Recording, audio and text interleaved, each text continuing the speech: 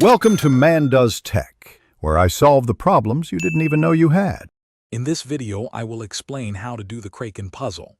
First, understand that this puzzle requires careful observation and item interaction. You'll start by finding a specific location, often marked by a unique environmental detail. Make sure your inventory is prepared with any necessary tools, as some steps require them.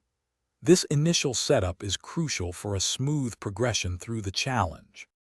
Moving into the first stage, your primary goal is to identify the correct sequence of interactions. Look for distinct symbols or patterns that guide your next move. Often, this involves using a specific item from your inventory on an environmental trigger. Pay close attention to any visual or auditory cues, as they provide valuable hints for solving the initial steps and unlocking further progress.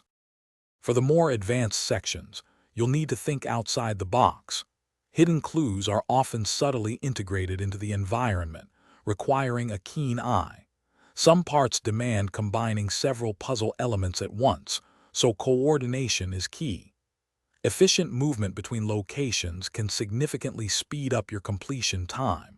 Don't be afraid to experiment with different approaches if you get stuck.